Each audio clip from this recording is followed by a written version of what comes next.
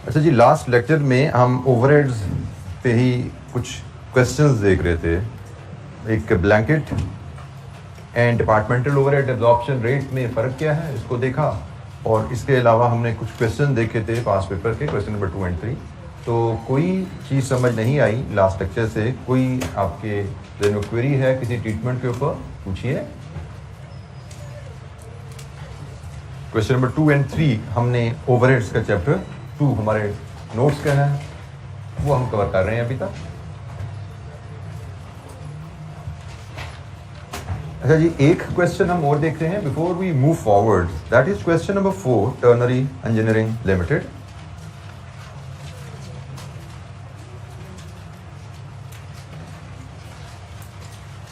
Question number 4 में part A है, compute single overhead absorption rate for the next year, compute departmental overhead absorption rate in accordance with the following. Maintenance department का rate on the base of labour hour, inspection department का rate on the basis of inspection hour, and fabrication department का rate on the basis of machine our. Sorry, ये पहला part में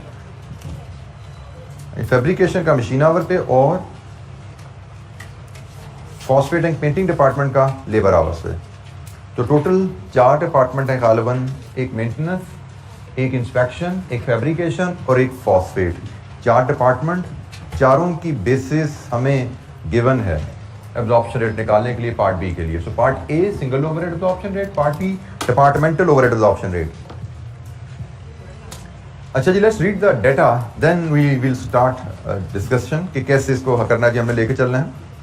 ternary Engineering Limited produces front and rear fenders of a motorcycle for a motorcycle manufacturer. It has 3 production departments. It has 3 production departments and 2 service departments. 3 production, 2 service. Overheads are allocated on the basis of direct labor hours. The management is considering changing the basis of overhead allocation from single overhead absorption rate to the departmental rate. मतलब currently company single overhead rate use कर रही है labour our की basis पे, और अब company departmental overhead rate की तरफ जाना चाह रही है। The estimated annual overhead for the 5 departments are as under. ये प्रोडक्शन डिपार्टमेंट जी 3 हमारे पास, और ये 2 सर्विस डिपार्टमेंट। अब यहाँ की जब डिटेल पढ़ना शुरू करते हैं, रुपीज़ इन थाउजेंड में है, तो सबसे पहले उसने डायरेक्ट मटीरियल और डायरेक्ट लेबर की कहानी लिखी हुई है। अब यहाँ पे ये anomaly you all must register, वो कह रहे जी ओवरहेड का ब्रेकअप ये है, और ओवरहेड के ब्रेकअप पे उसने डायरेक्ट कॉस्ट दे दी है। तो ये नॉर्मली हमें नज़र आती रहनी है। मैंने पहले भी आपको शायद कहा था कि आईकैप के क्वेश्चन में इस तरह की गड़बड़ी थोड़ी हो जाती हैं अनफॉर्चुनेटली। तो अब आप इसको ये नहीं समझ लेना कि चूंकि उसने ओवरहेड लिख दिया तो लेबर और direct material direct labour overhead बन गए। Direct material direct labour direct cost, ये ओवरहेड्स नहीं है। तो बहरहाल उसने लिस्ट में डाल दिया एरोनियसली। इसको हम देखेंगे, अगर हमारे कहीं काम की होगी तो उसको यूज़ करेंगे, otherwise this is direct cost not overheads. Indirect material सिर्फ सर्विस डिपार्टमेंट में यूज़ हो रहा है, वेरिएबल ओवरहेड्स तमाम डिपार्टमेंट में है, फिक्स्ड ओवरहेड तमाम डिपार्टमेंट में है, और ये टोटल डिपार्टमेंटल एक्सपेंसेस है। हमें ख्याल रखना है कि इनमें ये खर्चा भी आ रहा है, टोटल डिपार्टमेंटल खर्चों में डायरेक्ट कॉस्ट भी शामिल हुई भी है। तो हमें ओवरहेड की तकसीम करते हुए ख्याल रखना पड़ेगा। आगे चलते हैं जी। Maximum capacity, maximum production capacity हर डिपार्टमेंट की दी गई है। Generally it is measured in units, although उसने बताया नहीं है, अनलेस टोल्ड अदरवाइज। ये आवर्स में भी वैसे का ले सकते हैं, बट एनीवेज ना आवर्स है ना यूनिट्स है, उसने कुछ बताया नहीं हमें। आगे डायरेक्ट लेबर आवर्स हैं, मशीन आवर्स हैं, डिपार्टमेंट में कितने होंगे। फिर use of service department, service department का यूज, मेंटेनेंस डिपार्टमेंट 1, 2, 3 सिर्फ प्रोडक्शन डिपार्टमेंट को सर्विस दे रहा है। इंस्पेक्शन डिपार्टमेंट 1, 2, 3 सिर्फ प्रोडक्शन डिपार्टमेंट को सर्विस दे रहा है। ये मेंटेनेंस और इंस्पेक्शन डिपार्टमेंट ने जो सर्विस दी उसकी कहानी आ गई।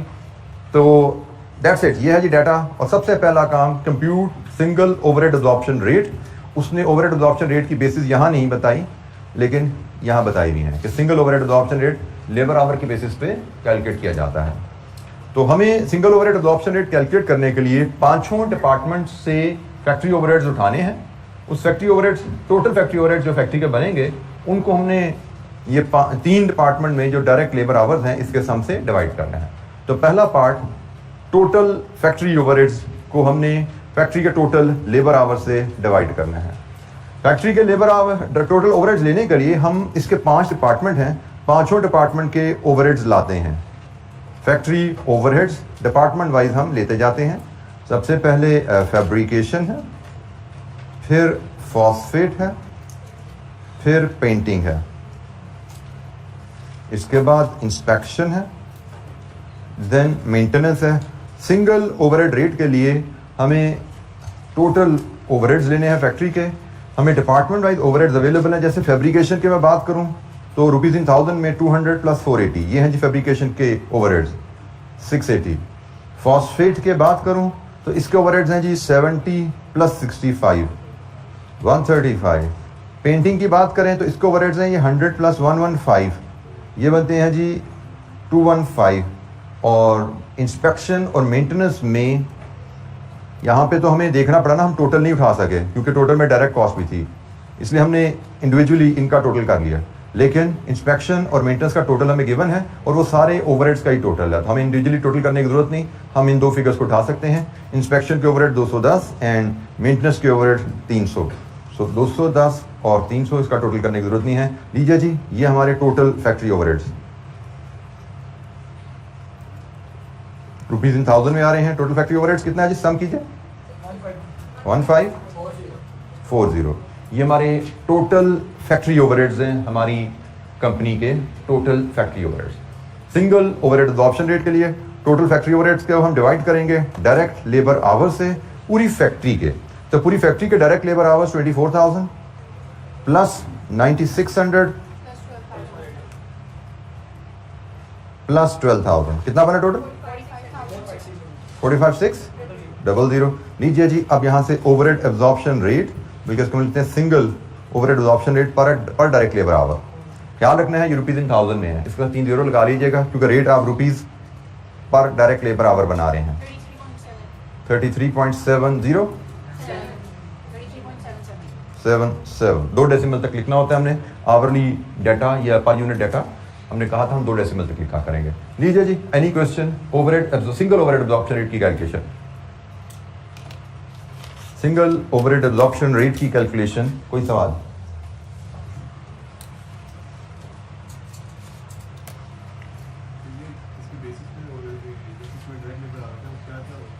सॉरी बेटा, जो क्वेश्चन कहेगा वो होंगे। बेसिस तो हमने पढ़ी थी ना, पर यूनिट भी होती है, पर मशीन आवर भी होते हैं, पर लेबर आवर भी होते हैं, बेसिस हमने पढ़ी है। तो जो क्वेश्चन कहेगा हम वो यूज कर लेंगे। क्वेश्चन में कहा हुआ सिंगल ओवरहेड का एब्जॉर्प्शन बेस लेबर आवर है। डिपार्टमेंटल ओवरहेड की बेस उसने पार्ट बी में बताई हुई है, हम उसके मुताबिक डिपार्टमेंटल रेट वर्कआउट करेंगे। जी एनी क्वेश्चन, कोई सवाल?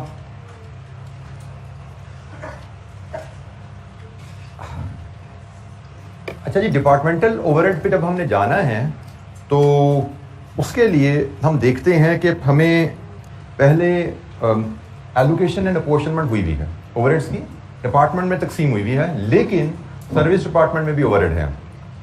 तो पहले हमें रीअपॉर्शनमेंट करनी पड़ेगी और रीअपॉर्शनमेंट के लिए उसने बताया हुआ है कि service department is only serving production department. Every service department is only serving production department. कोई सर्विस डिपार्टमेंट दूसरे सर्विस डिपार्टमेंट को सर्व नहीं कर रहा। तो this scenario 1, most simple scenario, कि हमने सर्विस डिपार्टमेंट की कॉस्ट को पहले रीअपॉर्शन करना है और उसके बाद यहाँ पे उसने बेसिस बताई हुई है। हर डिपार्टमेंट की बेस बताई हुई है उसने कि आपने ये उसने रीअपॉर्शनमेंट की बेसिस बताई हुई है और ये उसने अपॉर्शनमेंट की बेसिस बताई हुई है। रीअपॉर्शनमेंट की बेसिस मेंटेनेंस की कॉस्ट तकसीम करेंगे, इंस्पेक्शन की कॉस्ट तकसीम करेंगे और ये 3 प्रोडक्शन डिपार्टमेंट उनकी एब्जॉर्प्शन रेट की बेस क्या है। तो पहले हमें जो फॉर्मेट बिल्ड करना है जी, let's draw the format first.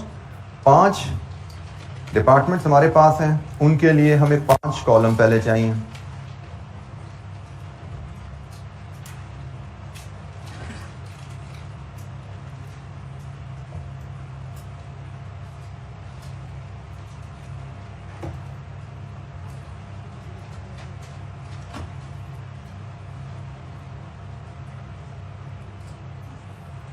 और एक कॉलम हम बेसिस का ले लेते हैं।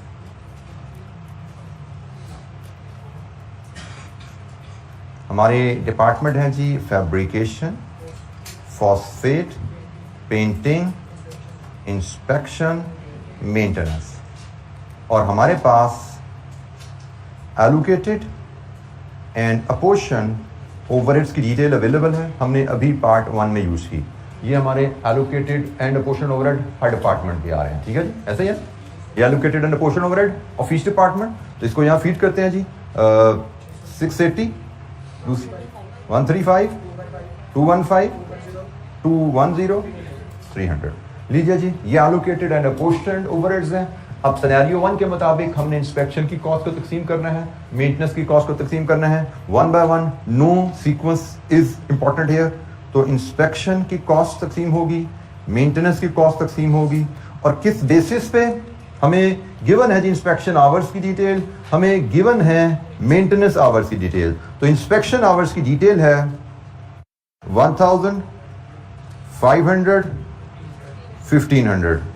ये है जी जिस रेशियो मैंने तकसीम करना है। और मेंटेनेंस की जो रेशियो है वो है 630, 273 और 147।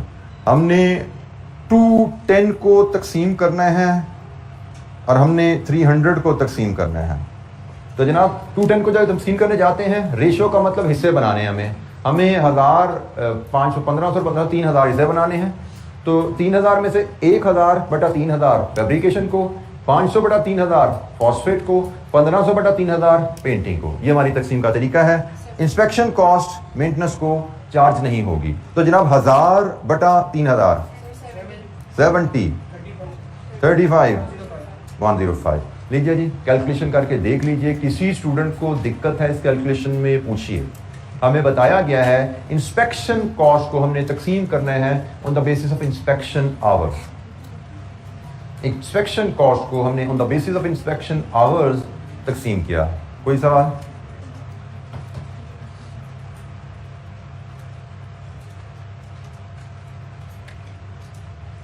इसी तरह मेंटेनेंस कॉस्ट को हमने मेंटेनेंस आवर्स की बेसिस पे तकसीम करना है। इन तीनों का सम क्या बन रहा है जी? 1050। तो 630 over 1050 इंटू दिस 180, 78, 42।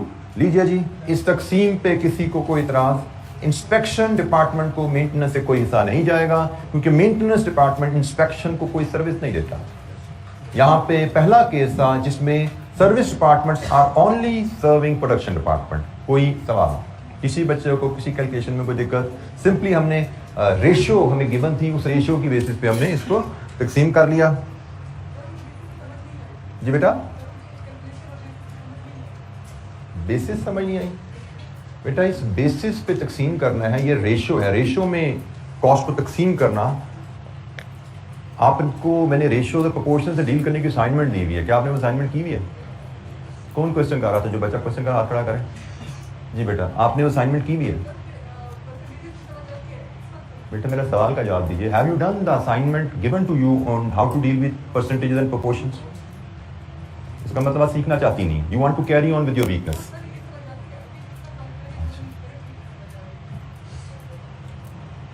बेटा मेरा फिर जवाब मेरा सुन लीजिए।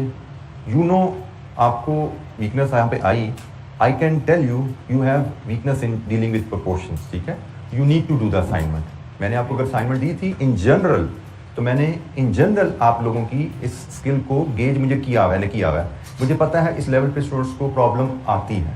पता है, हैड यू सेड कि मैं असाइनमेंट कर चुकी हूँ फिर भी समझ नहीं आई, तो मुझे शायद ज़्यादा खुशी होती, जैसे थोड़ी हैरत भी हो जाती। ठीक है, लेकिन दिस इज एक्सपेक्टेड कि आपने असाइनमेंट नहीं की and you are not following probabilities there, क्या यू विल नॉट फॉलो।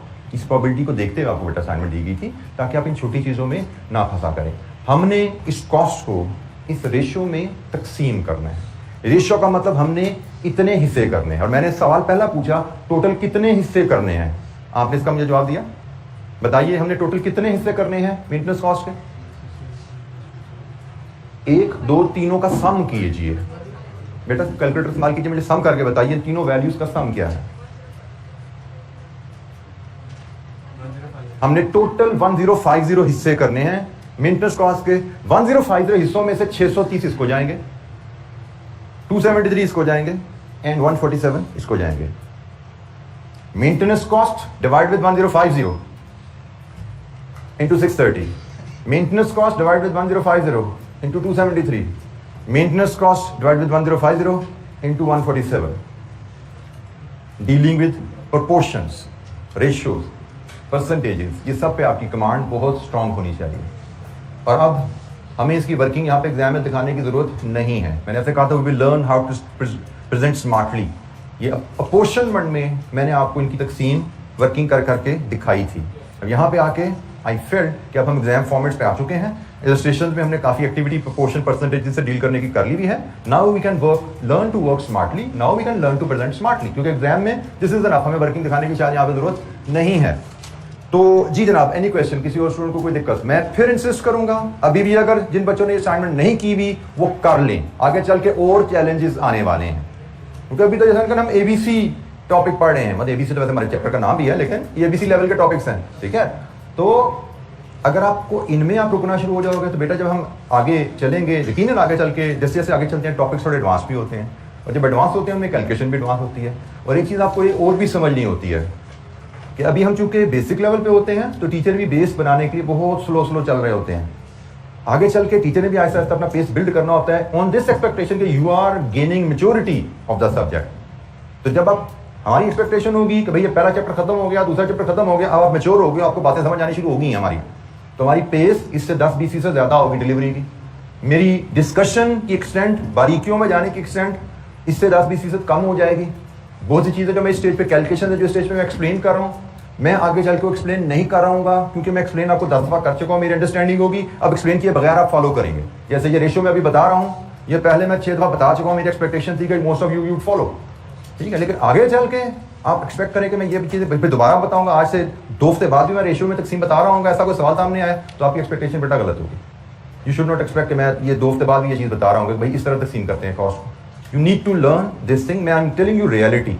आपको अपने आप को प्रिपेयर करना होता है अकॉर्डिंग टू द एनवायरमेंट, और टीचर एक खास अंदाज में आपको लेकर चल रहा होता है. आप उस अंदाज में साथ साथ चलते रहेंगे तो आपकी ज़िंदगी बड़ी ही पुरसुकून रहेगी, मतलब आपके लर्निंग प्रोसेस में कोई हर्डल नहीं आएंगी. लेकिन अगर आप अपने पेस से चलना चाहोगे, नहीं मैंने नहीं चलना, जब टीचर क्लास में बोलता रहे मैंने घर में अपनी ज़िंदगी गुजारनी है, मैंने होमवर्क भी नहीं करना, मैंने रिवाइज भी नहीं करना, जो असाइनमेंट टीचर देगा मैंने वो भी नहीं करना, तो बेटा फिर you will not be with the class very soon, ठीक है. Let me Warne you, very soon you will be left out of the class. तो फिर आप आज से 10 दिन बाद कह रहे हो कि सर की पढ़ाई कोई चीज़ समझ नहीं आती, विदाउट रियलाइजिंग क्यों समझ नहीं आ रही, क्योंकि आपने अपना होमवर्क टाइम पे नहीं किया हुआ, आपने अपनी रिविजन्स टाइम पे नहीं की हुई. मैं तो एक लैंग्वेज है, एक के बाद अगला सबक, एक के बाद अगला सबक देता जा रहा हूँ. अगर पिछले सबक नहीं सीखोगे आप तो लैंग्वेज के अगले सबक कैसे समझ आएंगे आपको, ठीक है. तो ये ऐसा नहीं कि इंडिपेंडेंट छोटी छोटी बातें हैं, ये कनेक्टेड बातें हैं, ये कनेक्शन में हम चलते जाएंगे आगे. और हर पिछले चैप्टर की बात आगे, जैसे ओवर चैप्टर है, मैंने शायद आपको बोला था, हाँ शायद इस अपनी क्लास आज 3 महीने बाद भी जो लेक्चर पढ़े होंगे ना, उसमें भी इस चैप्टर की टर्म्स आ रही होंगी. तो अगर आपने इस चैप्टर को मिस किया हुआ है तो हर चैप्टर में आप कहोगे यार ये सर ने पता नहीं क्या बात कर दी, ये पता नहीं क्या लफ्ज़ बोल दिया सर ने, ये पता नहीं वैल्यू कहाँ से ले आए सर. ये चैप्टर आपके तकरीबन हर चैप्टर में इन्वॉल्व होना है. जैसे मैंने आपको कॉस्ट क्लासिफिकेशन पढ़ाते हुए कहा था, हर चैप्टर में इसकी बात आनी है, डायरेक्ट इनडायरेक्ट ओवरहेड्स आती रहनी है बात, हर चैप्टर में आएगी. वेरिएबल फिक्स आपने उनको नहीं समझा हुआ तो आपको हर चैप्टर, हर लेक्चर में मेरी 2-3 जुमले लगा करेंगे यार ये बात सर पता नहीं क्या कह रहे हैं, कहाँ से बात क्या है सर, ठीक है. तो पेस के साथ मैच करना सीखिए. जैसे जैसे आपको गाइडलाइन दी जा रही है उसके मुताबिक कम से कम जरूर चलिए. ये जी हमारा काम यहाँ पे कंप्लीट हो गया. हमारे पास डिपार्टमेंटल ओवरहेड्स आ गए हैं. ये 930, 248, 360, ये 0 है, ये भी 0 है, 362. अच्छा जी, इसके बाद हमें ओवरहेड एब्जॉर्प्शन रेट डिटरमिन करने के लिए एब्जॉर्प्शन बेस बताई गई है. एब्जॉर्प्शन बेस, एब्जॉर्प्शन बेस हमें बताई गई है बी की 3rd बुलेट में. फैब्रिकेशन डिपार्टमेंट की बेस है मशीन आवर्स. तो फैब्रिकेशन के मशीन आवर्स हैं 9000 मशीन आवर्स. फिर इसी पॉइंट बुलेट नंबर 3 में वो कहता है फास्फोर्ड और पेंटिंग की बेस है डायरेक्ट लेबर आवर्स. तो फॉस्फेट के डायरेक्ट लेबर आवर्स हैं 9600 और पेंटिंग के हैं 12000 डायरेक्ट लेबर आवर्स. लीजिए जी, ये हमने यहाँ पे बेस बता दी.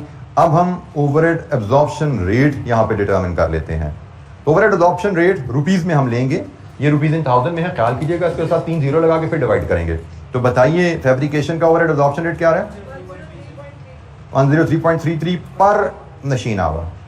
जी फॉस्फेट का 20.83 पर डायरेक्ट लेबर आवर. जी पेंटिंग का 20.1, 30.17 पर डायरेक्ट लेबर आवर. लीजिए जी, we are done with question number 4. Single overhead absorption rate पहले निकाल लिया था, वो लेबर आवर बेसिस पे उसने कहा था. डिपार्टमेंटल ओवरहेड एब्जॉर्प्शन रेट हमने यहां पे निकाला है.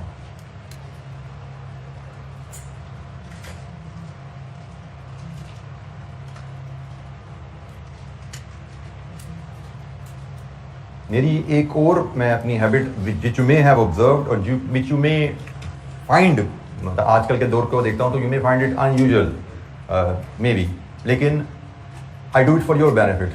मतलब मुझसे एक बच्ची ने सवाल पूछा कि ये रेशो में कैसे तकसीम की, तो मेरे लिए था कि मैं 10 सेकंड लगा के मैं बता देता कैसे तकसीम की, लेकिन मैं उसमें 10 मिनट लगा दिए, क्योंकि मेरा मकसद जो कहा जाता है ना, don't feed your students fish, teach them how to catch a fish. तो मेरी वो आदत होती है, मुझसे अक्सर बच्चा सवाल पूछता है जो मैं 5 सेकंड में जवाब देकर जान छुड़ा सकता हूँ अपनी, लेकिन मैं उसको डिस्कशन को कैरी करता हूँ सिर्फ इसलिए कि आप सीख जाओ, क्योंकि मैं जितना आपको स्पून फीड करूंगा उतनी जिंदगी आपकी आने वाली मुश्किल होती जाएगी। मेरी तो आसान हो जाती है, 1 मिनट में जवाब में चला जाऊँ आगे, लेकिन आप लोगों की मुश्किल होती जाएगी अगर आप अपने आप को सही ट्रैक पे ट्रेन नहीं करोगे, जो which I feel is my responsibility. Although जैसे मैंने कहा कि अक्सर टीचर 5 सेकंड 10 सेकंड में जवाब देके आगे जाना पसंद करते हैं, बच्चा भी खुश हो जाता है, टीचर का टाइम भी बच जाता है, बट मेरी ये आदत नहीं है। मैं आपको बताना चाहता हूँ कि आपको कैसे चलना चाहिए, जो आपके लिए अगली स्टडीज के लिए बेहतर रहेगा इंशाअल्लाह। जी कोई सवाल यहाँ पे? जी अच्छा जी, अब हम अपनी डिस्कशन को थोड़ा और आगे लेकर चलेंगे। ये बात अभी यहाँ तक आप समझे, हमारे सिलेबस की जो डिस्कशन थी, टेस्ट जो हमारा थर्सडे को होना है वो यहाँ तक है, लेकिन हमारी डिस्कशन यहाँ से थोड़ी आगे चलेगी। अब हम ट्रीटमेंट नॉन प्रोडक्शन ओवरहेड्स का एक जुमला लिखा हुआ है, मुझे इसमें कोई, मैं एक लम्हे में बता देता हूँ। हम ऑलरेडी डिस्कस कर चुके हैं, हम cost of a product calculate करना सीख रहे हैं, और कॉस्ट ऑफ द प्रोडक्ट में नॉन प्रोडक्शन ओवरहेड का कोई लेना देना नहीं होता। तो बस यही यहाँ पे लिखा हुआ है, नॉन प्रोडक्शन ओवरहेड्स ने कभी भी कॉस्ट ऑफ द प्रोडक्ट का हिस्सा नहीं बनना। हम डायरेक्ट प्रोडक्शन कॉस्ट लेते हैं और फिर प्रोडक्शन ओवरहेड्स को एब्जॉर्प्शन प्रोसेस से प्रोडक्ट कॉस्ट में ऐड कर देते हैं। नॉन प्रोडक्शन ओवरहेड का कोई ताल्लुक नहीं है हमारी कॉस्ट पर यूनिट से।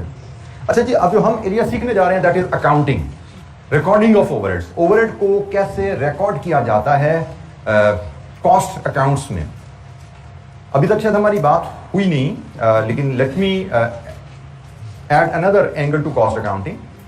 फाइनेंशियल अकाउंटिंग में तो आपने डबल एंट्रियां सीखते आए हो, कॉस्ट अकाउंटिंग में भी डबल एंट्रीज, डेबिट क्रेडिट चलता है। जिस तरह फाइनेंशियल अकाउंट्स मेंटेन किए जाते हैं जिसमें आप अल्टीमेटली फाइनेंशियल स्टेटमेंट्स बनाते हो, इसी तरह कॉस्ट अकाउंट्स भी मेंटेन किए जाते हैं, लेकिन यहाँ पे अल्टीमेटली हम फाइनेंशियल स्टेटमेंट्स ही बना रहे होते। ये जस्ट लाइक फाइनेंशियल अकाउंटिंग अलहदा एक लेजर होते हैं, ये भी कॉस्ट अकाउंटिंग के।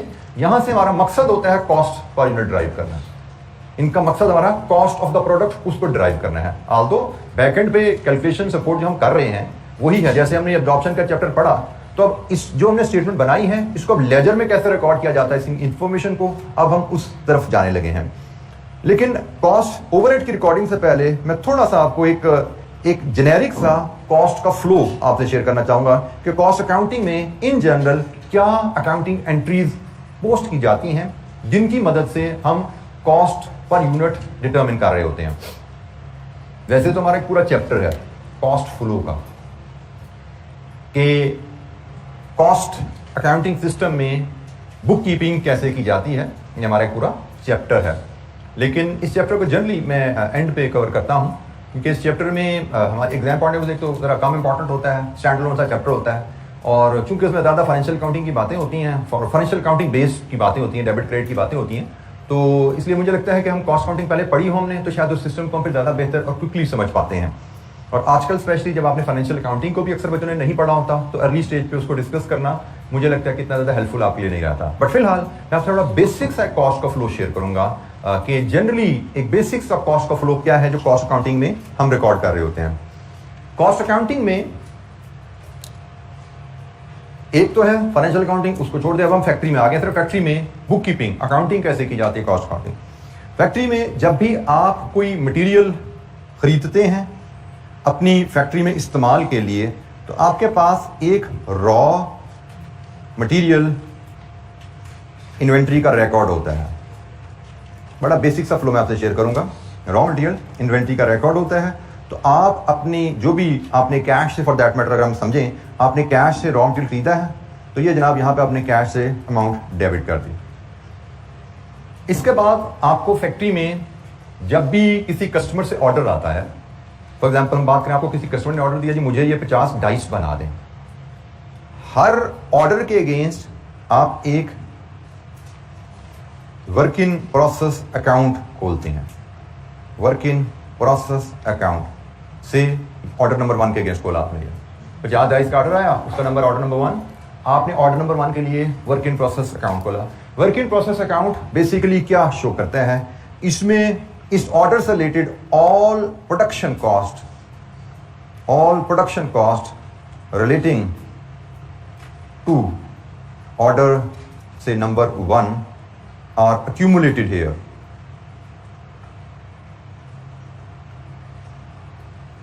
वर्क इन प्रोसेस अकाउंट में ऑर्डर नंबर 1 से रिलेटेड तमाम प्रोडक्शन कॉस्ट यहां पे कट की जाती हैं। जैसे फैक्ट्री में काम कैसे होगा, फर्नीचर वर्कशॉप है, कस्टमर ने ऑर्डर दिया 50 डाइस का, वो ऑर्डर प्रोडक्शन टीम के हवाले किया जाता है कि भैया 50 डाइस का ऑर्डर आ गया, 50 डाइस बना दीजिए। प्रोडक्शन टीम कैसे काम शुरू करेगी, सबसे पहले उन 50 डाइस के लिए जो मटेरियल रिक्वायर्ड है उस मटेरियल की request store raw material department को भेजती है कि जी हमें 50 डेस्क बनाने का ऑर्डर आया है, इनके लिए इतनी लकड़ी, इतनी स्ट्रिप्स, इतने कील, इतनी ग्लू हमें इशू की जाए। तो raw material inventory store department के पास ये अकाउंट मेंटेन होता है, जहां पे जो स्टोर में रॉ मटेरियल स्टॉक पड़ा हुआ है, इन्वेंट्री भी कहा जाता है स्टॉक को, लकड़ी, स्ट्रिप्स, लकड़ी की शीटें, ग्लू, कील, सब कुछ यहाँ के पास पड़ा हुआ है। ये स्टोर में जब खरीद के रखा गया तो ये एक एसेट अकाउंट है हमारा, raw material is an asset account. ये हमारा रॉ मटेरियल है, एसेट का अकाउंट है। और प्रोडक्शन वालों ने कहा जी ये एसेट आप हमें दीजिए ताकि इस रॉ मटेरियल को हम फिनिश गुड्स में कन्वर्जन स्टार्ट करें, प्रोडक्शन प्रोसेस हम शुरू करें। प्रोडक्शन प्रोसेस क्या होता है, रॉ मटेरियल की फिनिश गुड्स में कन्वर्जन। तो work in process production team इस अकाउंट को मेंटेन कर रही है, उन्होंने रॉ मटेरियल लेके प्रोडक्शन स्टार्ट करनी है। तो उन्होंने रिक्वेस्ट दी, वहां से रॉ मटेरियल इशू होगा। फॉर एग्जांपल हमने कहा जी वर्क इन प्रोसेस नंबर 1 को हमने 100 रुपए का मटेरियल इशू किया, तो यहां पे लिखा जाएगा जी रॉ मटेरियल से 100 रुपए का मटेरियल हमारी प्रोडक्शन टीम को मिल गया। अब इसके साथ प्रोडक्शन शुरू होती है तो हम एक एक्सपेंस अकाउंट हमारे पास बना होता है। प्रोडक्शन शुरू हुई तो सिर्फ रॉ मटेरियल से तो काम शुरू नहीं हो जाता, क्या चाहिए यहाँ पे आपको मजीद प्रोडक्शन टीम को, लकड़ी को, शीट्स को डेस्क में कन्वर्ट करने के लिए what other resources are required here, labour. अब आपको लेबर चाहिए यहाँ पे कि भाई लकड़ी को हमने मशीनें तो लगी होंगी डिपार्टमेंट में हमारे ऑलरेडी, लेकिन अब आपको लेबर चाहिए। तो फिर होता क्या है कि लेबर कॉल की जाती है, जी वर्कर्स हमें दीजिए जिनसे हम ये काम शुरू करवाएं।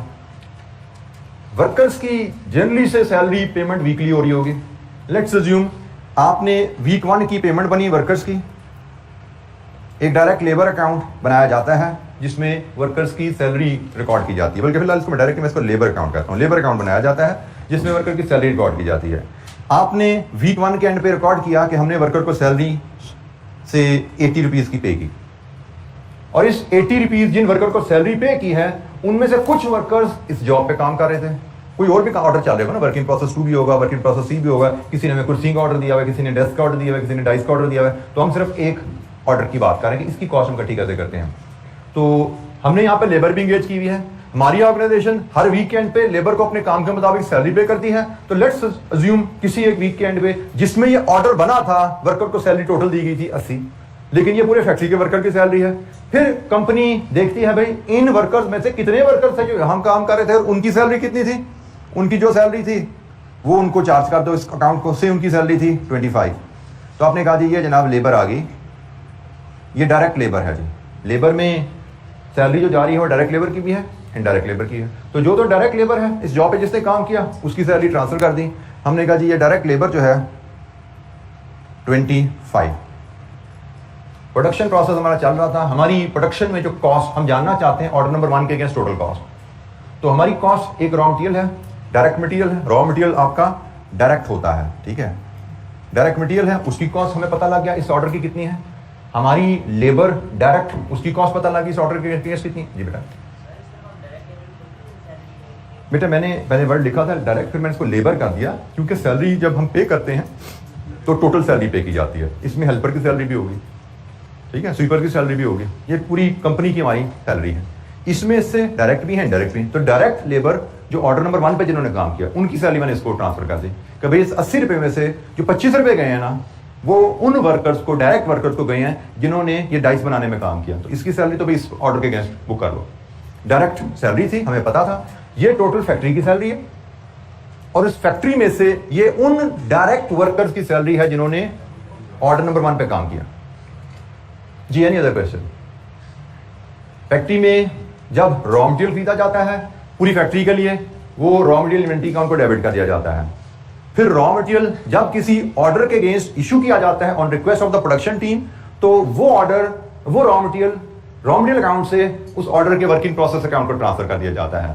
वर्किंग प्रोसेस अकाउंट से मुराद है किसी भी ऑर्डर के अगेंस्ट जब प्रोडक्शन शुरू की जाती है तो उसकी प्रोडक्शन रिलेटेड तमाम कॉस्ट हम इस अकाउंट में इकट्ठी करते हैं, क्योंकि हमारा ऑब्जेक्टिव कॉस्ट अकाउंटिंग में क्या है, कॉस्ट पर यूनिट जानना। जैसे अगर ये ऑर्डर 50 डाइस का है और मैं सारी कॉस्ट यहां पे लाता जाता हूं, तो ultimately total cost divide with 50, cost per unit आ गई ना मेरे पास, cost per unit, production cost per unit. तो हम यहां पे प्रोडक्शन कॉस्ट ला रहे हैं, रॉ मटेरियल भी आ गया, डायरेक्ट लेबर भी आ गई, डायरेक्ट कॉस्ट पूरी होगी। अब कहानी रह गई है इनडायरेक्ट कॉस्ट की, जो हमारा एरिया ऑफ डिस्कशन है।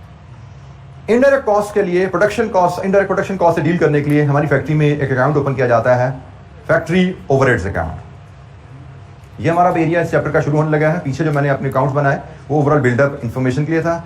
ये जी फैक्ट्री ओवरहेड की कहानी अब शुरू होने लगी है। जब हमने ये प्रोडक्शन कर रहे हैं तो इस प्रोडक्शन में सिर्फ डायरेक्ट मटेरियल और डायरेक्ट लेबर इस्तेमाल नहीं होती, इस प्रोडक्शन में फैक्ट्री ओवरहेड्स भी लगते हैं। कुछ फिक्स्ड ओवरहेड्स का हिस्सा जाना होता है, कुछ वेरिएबल ओवरहेड का हिस्सा जाना होता है। अब हमारे पास एक फैक्ट्री ओवरहेड अकाउंट होता है, इसमें हम डेबिट साइड पे जैसे जैसे हमारी कोई कॉस्ट इनकर होती है, एक्चुअल इनकर्ड, वो डेबिट साइड पे आप रिकॉर्ड करते हैं। फॉर एग्जांपल आपने रेंट पे किया 50 रुपए का, रिकॉर्ड कर लो। आपने बिजली का बिल पे किया 20 रुपए का, रिकॉर्ड कर लो। इस लेबर में से कोई इनडायरेक्ट लेबर भी थी, उनकी सैलरी भी रिकॉर्ड कर लो। समझ आई? टोटल हमने सैलरी पे की थी 80, इनमें से जो तो डायरेक्ट कॉस्ट थी वो तो डायरेक्ट प्रोडक्ट को चार्ज हो जाएगी, जो इनडायरेक्ट है वो तो ओवरहेड्स का हिस्सा है, वो तो प्रोडक्ट को चार्ज नहीं कर सकते ना, क्योंकि इनडायरेक्ट उसको हम कहते इसलिए हैं कि वो हमें पता ही नहीं किस ऑर्डर के कैसे, वो तो स्वीपर की सैलरी है। तो स्वीपर तो पूरी फैक्ट्री में, पूरी फैक्ट्री की हॉल को साफ कर रहा होता है, बल्कि दूसरे सर्विस डिपार्टमेंट की भी हॉल साफ कर रहा होता है, तो वो हम प्रोडक्ट को चार्ज नहीं कर सकते, वो इधर ओवरहेड्स में आ जाती है, इनडायरेक्ट कॉस्ट है।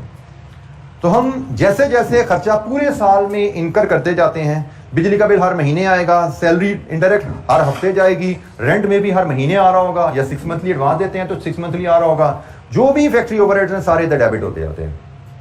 इशू क्या आता है जी हमारे पास, चैलेंज क्या था ओवरहेड में? अब डिस्कशन देखो, ये ऑर्डर तो मैंने 1 तारीख को लिया, 7 तारीख को खत्म हो गया। मैंने फॉर एग्जाम्पल 1 अप्रैल से लेके 7 अप्रैल 22 तक ये ऑर्डर पे काम हुआ है, ठीक है जी। ये 7 दिन इस ऑर्डर पे काम हुआ है। 7 दिन बाद जब ये ऑर्डर कंप्लीट हो जाता है ना, जब प्रोडक्शन कंप्लीट हो जाती है, तो वर्किंग प्रोसेस अकाउंट क्लोज करना होता है, क्योंकि ये working process account in process, जब तक प्रोडक्शन हो रही है, जब तक कॉस्ट इस ऑर्डर पे इनकर हो रही है, तब तक ये अकाउंट ओपन है। इस अकाउंट में इस ऑर्डर की तमाम कॉस्ट डालते जाते हो। इस ऑर्डर पे ये मटेरियल लगा, इस ऑर्डर पे ये लकड़ी लगी, इस ऑर्डर पे ये लेबर लगी, डालते जाओ, इस ऑर्डर पे ओवरहेड लगे, डालते जाओ। जब ये ऑर्डर कंप्लीट हो जाता है, जो कि 7 तारीख को है, तो 7 तारीख को फिर हम इस अकाउंट को क्लोज करते हैं। एक और अकाउंट हमारे पास होता है फिनिश्ड गुड्स का। आपने इस अकाउंट को क्लोज करके ये तमाम प्रोडक्ट्स फिनिश गुड स्टोर को ट्रांसफर कर देनी है होती हैं फॉर डिस्पैच, कि भाई गुड्स तैयार हो गई हैं, अब कस्टमर को डिस्पैच होंगी स्टोर से। रॉ मटेरियल या प्रोडक्शन, ये प्रोडक्शन टीम है, प्रोडक्शन टीम ने रॉ मटेरियल लिया स्टोर से, प्रोडक्शन टीम को लगाया, मशीनों को इस्तेमाल किया और इस रॉ मटेरियल को फिनिश गुड्स में कन्वर्ट करके दोबारा स्टोर में भेज दिया for dispatch to customer. This is the flow. अब इशू यहां पे क्या आया कि मेरी प्रोडक्शन 7 तारीख को कंप्लीट हो गई है, जो हमने बात पहले की थी। मैंने 7 तारीख को ये अकाउंट क्लोज करके अपनी डाइस पूरी कॉस्ट पे इन्वेंट्री में भेजने हैं, स्टोर में भेजने के भाई ये फिनिश गुड्स पकड़ो, ये उनकी कॉस्ट है। लेकिन ये कॉस्ट मेरे पास तब तक पूरी नहीं होती जब तक यहां पे ओवरहेड्स ना आए। और ओवरहेड्स की बात हमने पहले की थी कि भाई ओवरहेड्स एक्चुअल कितने आए वो तो पता लगेंगे साल के एंड पे। तो मेरा ऑर्डर तो खत्म हो गया 7 अप्रैल को। इसी के लिए हमने एक हल निकाला था, एब्जॉर्प्शन रेट, कि भाई एक्चुअल ओवरहेड तो बाद में पता लगेंगे, एस्टिमेटेड बेसिस पे ओवरहेड्स यहां चार्ज कर दो। तो अब जरा देखिए, जब जो अकाउंटिंग हम सीखने जा रहे हैं कि एक्चुअल ओवरहेड जो इनकर होते हैं वो हम इस अकाउंट में डेबिट करते जाते हैं। बल्कि एक मिनट, लेबर से मैं पहले बात क्लियर करूं। लेबर में यहां पे एक्चुअल लेबर कॉस्ट इनकर हुई और यहां से एक्चुअली ट्रांसफर कर दिया मैं। क्योंकि मैं पता है कि ये एक्चुअली डायरेक्ट कॉस्ट है, किस जॉब की है, ये इनडायरेक्ट है, डाल दो। तो एक्चुअल कॉस्ट इनकर हुई, एक्चुअल कॉस्ट की तकसीम होगी। यहां पे मसला क्या है, एक्चुअल ओवरहेड इनकर कितने हो रहे हैं वो तो हमें पता है, लेकिन इसकी तकसीम हमें एक्चुअल ओवरहेड की साल के एंड पे पता लगेगी। एक्चुअल ओवरहेड पर यूनिट कितने होंगे वो तो साल के एंड पे पता लगेंगे, लेकिन हमने 7 अप्रैल को इसका अकाउंट क्लोज करना है, तो इसलिए हम एस्टिमेटेड बेसिस पे जो ओवरहेड एब्जॉर्प्शन रेट डिटरमिन करते हैं वो यहां पे अब इस्तेमाल होगा। हमने जो ओवरहेड एब्जॉर्प्शन रेट डिटरमिन करना सीखा था वो अब यहां पे इस्तेमाल होगा। लेट्स अज्यूम हमारा ये जो डिपार्टमेंट है, जिस डिपार्टमेंट में ये काम हो रहा है, इस डिपार्टमेंट का ओवरहेड एब्जॉर्प्शन रेट है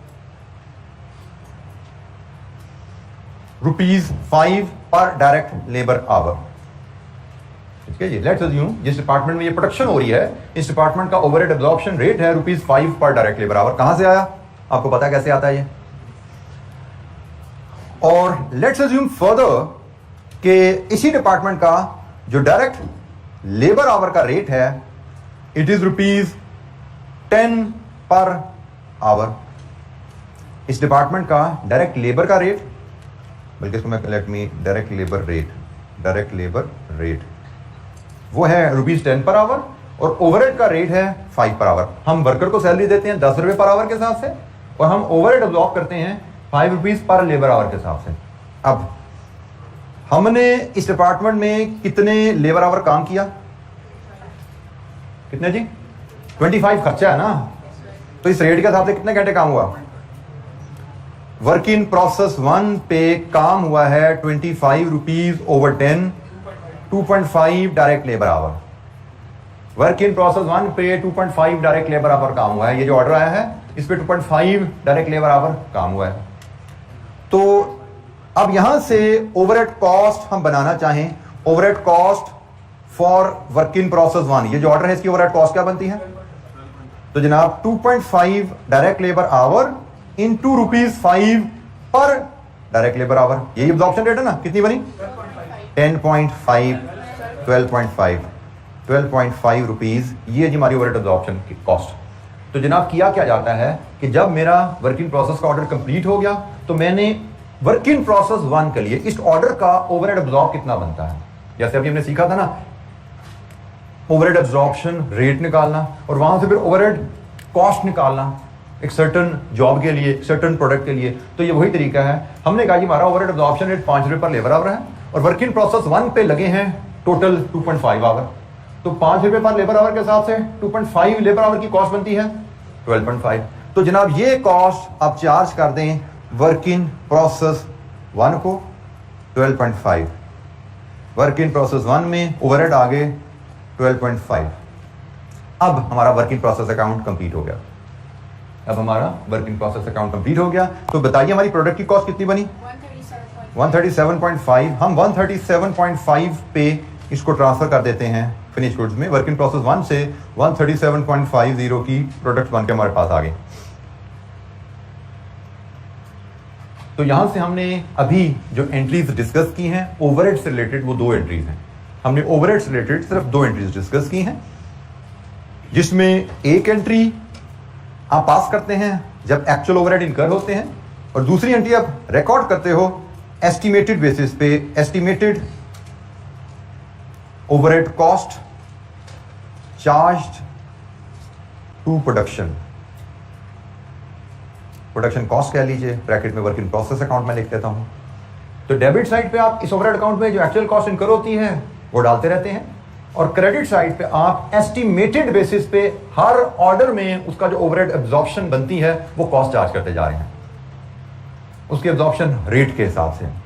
तो ये एक कंटिन्यूअस प्रोसेस है, पूरा साल ये होता रहना है। पूरा साल जब भी एक्चुअल ओवरहेड इनकर होगा इधर डेबिट कर दोगे, पूरा साल जब भी कोई ऑर्डर बना करेगा उसकी कॉस्ट अंदाजन इसी तरह ट्रांसफर कर दिया करेंगे। फॉर एग्जांपल इसी तरह मेरे पास एक वर्क इन प्रोसेस 2 आया, मेरे पास एक वर्क इन प्रोसेस 2 भी आया।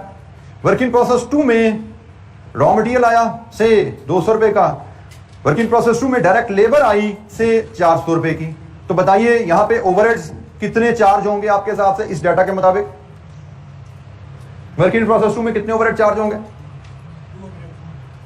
कैसे बना? ये कॉस्ट जो है ये जनाब बनती है 400 डिवाइड विद 10, तो ये बने 40 डायरेक्ट लेबर आवर्स, और 40 डायरेक्ट लेबर आवर्स इंटू 5, तो जनाब हमारे ओवरहेड जो बने 200। ये हमारी FH कॉस्ट जॉब 2 की आ गई। तो एंट्री क्या डलेगी जनाब, ओवरहेड से वर्क इन प्रोसेस 2 को 200 चार्ज कर दो, और ये जनाब 200 यहां पे आ गए।